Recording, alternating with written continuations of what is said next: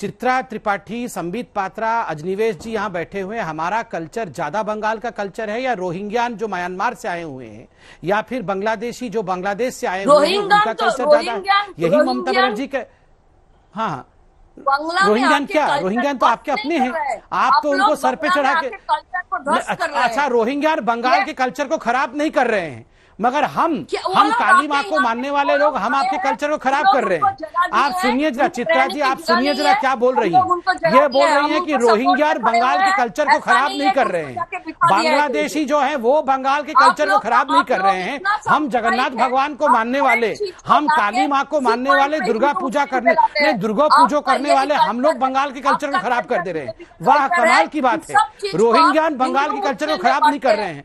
बंगाल की जनता इस डिबेट को देख रही है और बंगाल की जनता पूरी तरह से सच्चाई क्या है उसे समझ पा रही है। आप देखिए, आज ममता बनर्जी कह रही है कि रोहिंग्या की कल्चर हमारा कल्चर है, बंगाल का कल्चर है, मगर हमारा कल्चर बंगाल का कल्चर नहीं है। आप बिल्कुल सुन लीजिए, रोहिंग्या का कल्चर बंगाल का कल्चर नहीं है। आप लोग रोहिंग्यान को वहां बढ़ावा दे रही है, आप लोग बांग्लादेशी घुसपैठियों को वहां बढ़ावा दे रही है, और जो मूल बंगाल के निवासी हैं उनको आप बाहर धकेलना चाहती है। मूल बंगालियों को उनके प्रति आप अन्याय कर रही है, मूल बंगालियों के खिलाफ अत्याचार कर रही है। ये नहीं चलने वाला। थोड़ा आगे बढ़ते हैं, अब इस तू मैं से थोड़ा आगे बढ़ते हैं। लेकिन अर्पिता जी, बंगाली कल्चर महत्वपूर्ण है, सभी उसको सिर आंखों पर बिठाते हैं, लेकिन अगर कोई दिल्ली से जा रहा है तो आप उसको इस तरह से एक टारगेट कैसे कह सकते हैं कि ये भाग रही है और यहाँ की संस्कृति को वो एडमायर नहीं कर रहे हैं वहां से? आप भी तो टीएमसी की राज्यसभा सांसद होने के नाते दिल्ली ही आती हैं। यहीं से हम एक देश के तौर पर सोचें, हम एक छोटे छोटे राज्य के तौर पर, और इस तरह से क्यों सोचते हैं कि यूपी का या बंगाल बाहर का कोई आके यहाँ के कल्चर को, आप उसको ये भी तो सीख दे सकते हैं कि आप इसको अपनाइए। हम एक बार बताएं, एक इंसिडेंट बताते हैं। स्वराष्ट्र मंत्री जी आए हैं, रविंद्रनाथ टैगोर के घर पे घुसे हैं। वो जो बेड जहां पे बैठ के अमित शाह जी ने लिख रहे थे, आपको पता नहीं आज तक रविंद्रनाथ जी के मृत्यु के बाद आज तक किसी ने उस खटिया पे बैठे नहीं है। वहां पे बैठ के टैगोर लिखते थे। ये हमारी जो है सोच क्या है। क्या बोल रही हैं बताइए, क्या टॉपिक है, कौन सा बेड पे?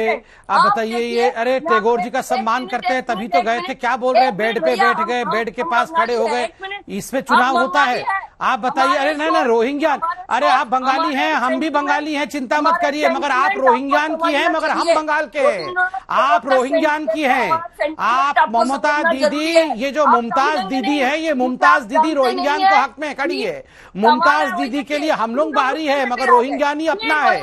मुमताज दीदी के लिए तो बांग्लादेशी अपना है, हम लोग सब बाहरी हैं। अरे मुमताज दीदी जब रोहिंग्यानियों के साथ बैठ के नमाज पढ़ती है तब तो ठीक है, मगर हम जब विकास की बात करते हैं तो वो गलत बात है। क्योंकि आप लोग फ्रस्ट्रेटेड हो गए हैं।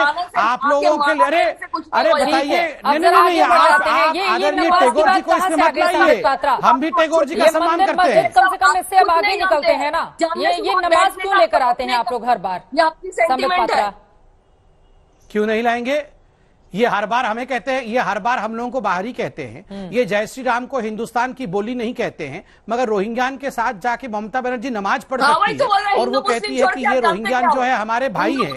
आप बताइए क्यों नहीं? बिल्कुल एक्सपोज करेंगे इनको, बिल्कुल इनको एक्सपोज करेंगे। ये जब तक रोहिंग्यान को अपना मानती रहेंगी और भारतीयों को पराया मानते रहेगी, हम इस सच्चाई को जरूर रखेंगे जनता के सामने। रोहिंग्यान जिस तरह की राजनीति और हम पराए चल रही है, वही इस वक्त टीवी स्क्रीन पर भी दिखाई दे रहा है। बीजेपी वर्सेस यहां पर टीएमसी। ठीक है, थोड़ा आगे बढ़ जाते हैं। डॉक्टर फौद हलीम को भी लेकर आते हैं बीच में।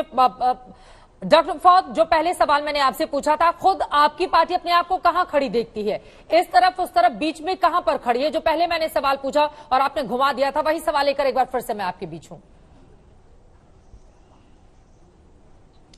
देखिए, आप अगर फुर्सत से हमें जवाब देने दे तो फिर आपको समझ में आएगी कि हम क्या कहना चाहते हैं, लेकिन आपकी तो मसरूफियत दूसरी तरफ है। खैर, आप जब फिर सवाल करते हैं मैं फिर जवाब देने की कोशिश करता हूं, लेकिन मालूम नहीं कि आप उससे ये होंगे होंगे। खैर हमारा ये अहम ये मुद्दा है। आप देखिए अभी जो तूतू मैमे हो रही है तृणमूल और भारतीय जनता पार्टी के बीच में, ये अहम मुद्दों को सामने रखकर नहीं हो रही। अभी 5.5 लाख सरकारी नौकरी में वहां पर शून्य पद है, तो ये 5.5 लाख सरकारी नौकरी को भरने का जो सवाल है, ना भारतीय जनता पार्टी सवाल का जवाब दे रही है, ना तृणमूल कांग्रेस सवाल का जवाब दे रही है।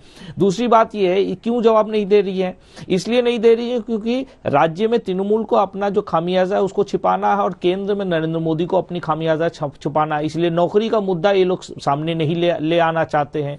यहाँ पे बंगाल में अभी जो किसान है, किसान को जो मुआवजा मिलना चाहिए उसका फसल के लिए, ये मुद्दा ना टीएमसी के लिए अहम है, भारतीय जनता पार्टी के लिए अहम है। किसान का आंदोलन सर्वभारतीय स्तर में चल रहा है। केंद्र में जो कानून नरेंद्र मोदी ने लागू किया है वो पूरा 6 साल आगे जो तृणमूल कांग्रेस ममता बनर्जी ने कानून हमारे विधानसभा में पारित किए, वो उसी कानून को उन्होंने जेरोक्स करके केंद्र में उन्हें लागू किया है। तो इसमें उनमें एक नीतिगत स्तर पर उनमें एक इकाई है। तीसरा सवाल जो अहम मुद्दा है महंगाई का सवाल। महंगाई का सवाल में ममता बनर्जी ने कहा तेल का ऊपर में जो टैक्स है राज्य स्तर का वो माफ कर देंगी जब वो क्षमता में आएंगी। नरेंद्र मोदी साहब ने एक ही चीज कहा कि तेल का दाम जो बाजार में बिकता है उसका बड़ा हिस्सा टैक्स का है, वो पावर में आएंगे तो वो उसको कम कर देंगे। तो देखते हैं कि नीतिगत स्तर पर भारतीय जनता पार्टी तृणमूल एक ही तरफ के लोग हैं, उनके मानव संपद भी एक ही तरफ के लोग हैं।